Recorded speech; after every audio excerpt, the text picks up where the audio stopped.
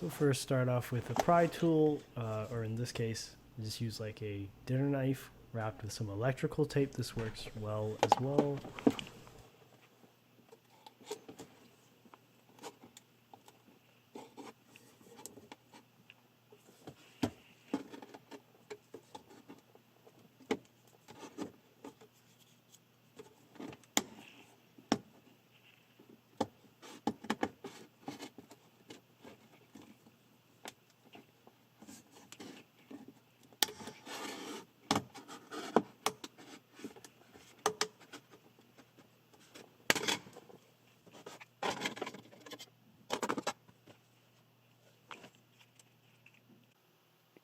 Your 7mm socket wrench for these bolts. What you want to do, loosen these.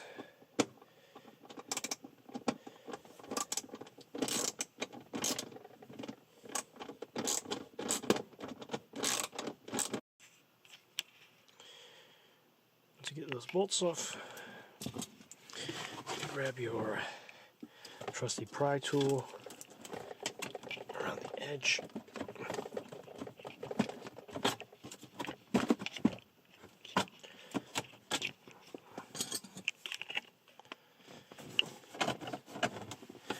What I did is pull here. Just pull there directly.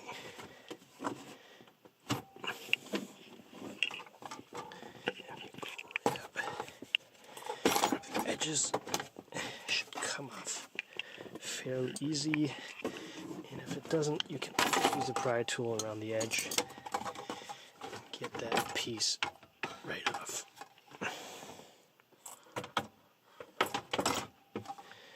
Get that piece right off, and then make sure you remove the power cable there. As you can see that, the 12-volt line.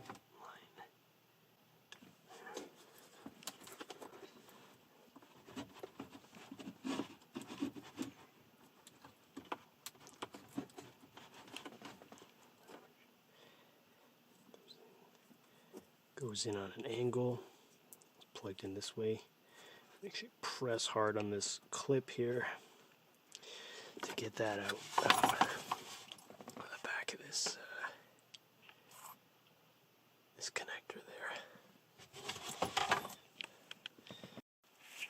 Next step is you gotta get this piece here off, this whole piece.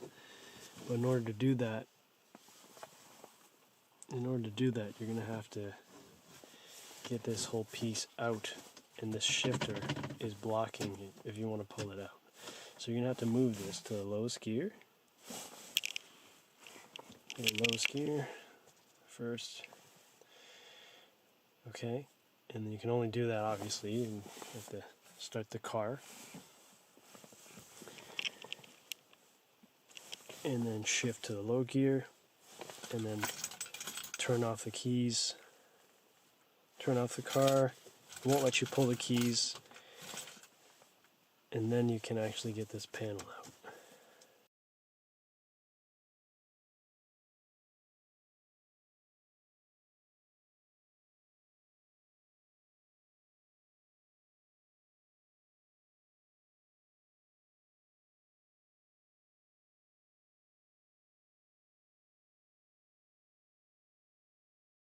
So I might not have showed it that well, but basically what you want to do is start off at the top and wiggle out from this black piece at the top here, and then slowly wiggle out on the sides, and then finally at the end you can tug at that bottom piece to get it out. So normally at this part you can kind of get the sockets and wires out of the back here, but in my case it was really difficult to, so I did not pull out any of those wires. What you can do is just push this piece out to the side, and then it'll be out of your way during the install. Or if it's easier for you, you can try and disconnect all the different plugs, and then you're just fully unobstructed from accessing the radio unit. And just be careful not to disconnect this top security wire here that's plugged in. That's plugged in at the top there.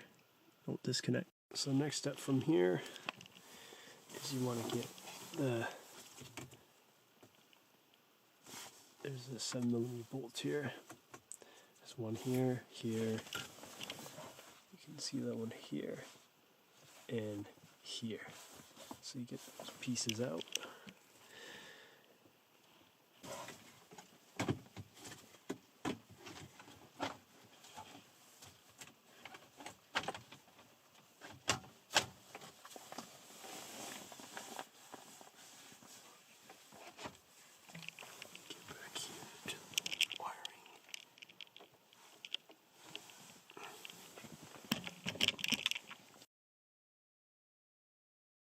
You'll need a wiring harness to connect all the wires and adapt the old radio connector cable to your new head unit.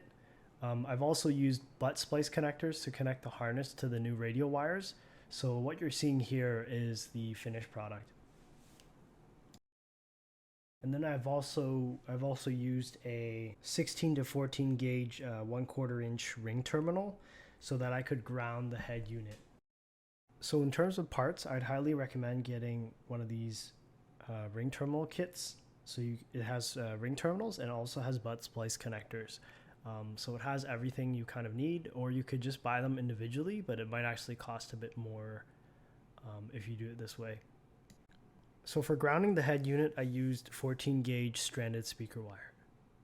I'd also recommend getting a crimp tool so that you can properly crimp these connectors so that the wires stay connected. And of course, yeah, make sure you get a pair of wire cutters. That will also help in the process.